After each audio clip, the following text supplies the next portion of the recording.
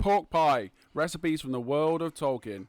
This pork pie, though it takes a while to make, is great as part of a buffet. It goes down well as a late morning snack and is perfect for picnics.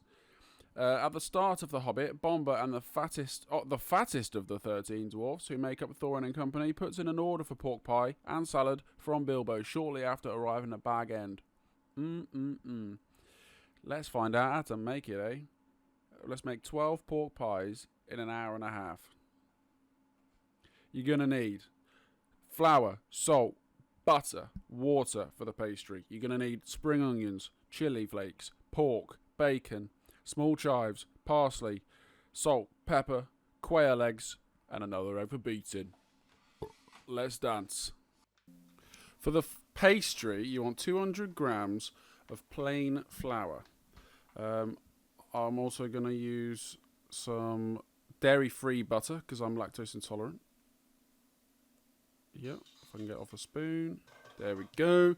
I'm going to use a stand mix. It does say to roll between your fingers, but I am disabled, so I'm not going to do that. It's not often I get to use my stand mixer. Pinch of salt. And 2 to 3 tablespoons you want to gradually add of water from the River Severn. Oh, it's all binding together. Lovely jubbly. Till it looks like this. Oh yeah. Cool. You then want to put some cling film on that and put it in the fridge for 30 minutes. Okay, whilst I've got the stand mixer out, I might as well use it to mix up the pork. It's not often I get to use it. So I'm actually using pork mince.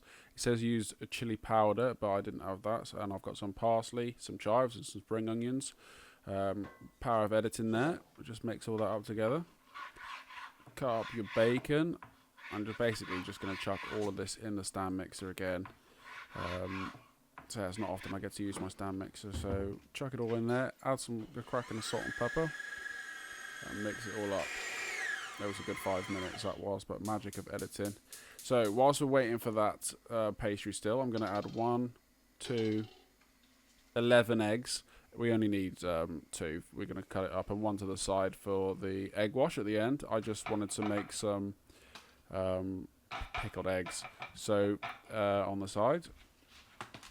So put a little bit of butter or whatever in your cupcake molds, and it gets this parchment to stick down really nice and easy and take shape of the mold.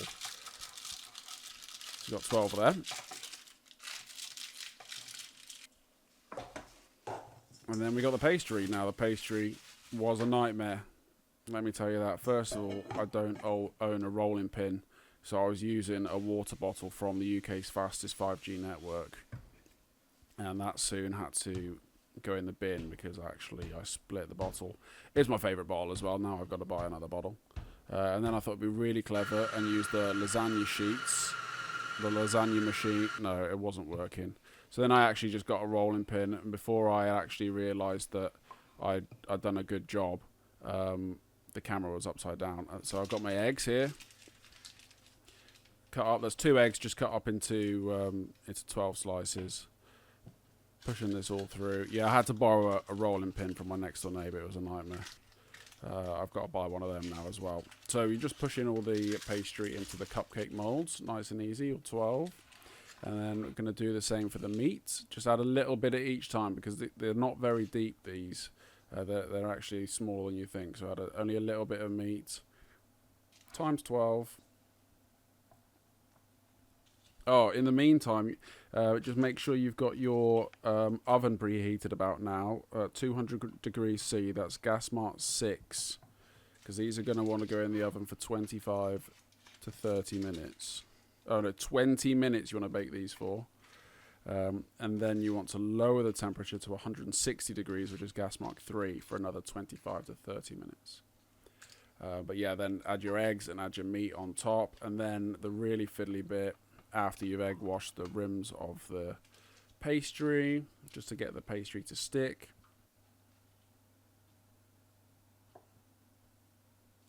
You want to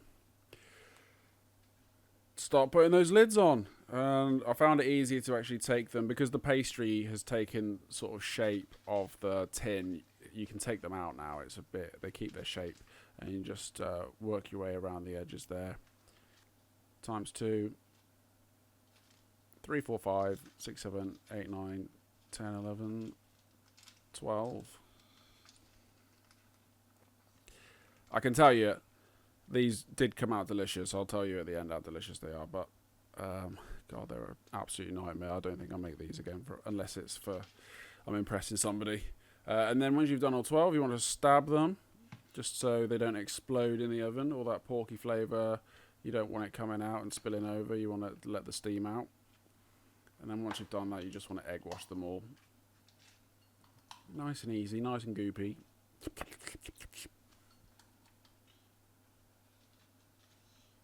Cool. And then they go straight in the oven from there. You won't get any oven shots from me, unfortunately, due to disability. It's not easy for me to put things in and out of the oven, so having a camera in the way as well isn't very easy for me. So there you go, all 12. And then now it does say leave to cool before eating, but who's got the patience for that? So, oh, look at that. That is some delicious apple, onion, and mustard chutney from the last video. Link in the description. Let's try that for... Oh, God, that was delicious. God, that's nice. Yeah, let's try with a little pork pie. These were still warm. I didn't wait until cool. God, they were good. So let's try it by itself. Let's try it with some chutney, baby. Oh, yeah. I'll tell you what, I had these two, and then I probably had one every hour for the next however many hours, maybe 2 at a time. God, they were good. So if you like that video, guys, you want to see more book into cooking, like and subscribe. Drop a comment. Any recipe books, fantasy recipe books you want me to cook from. Next video whenever.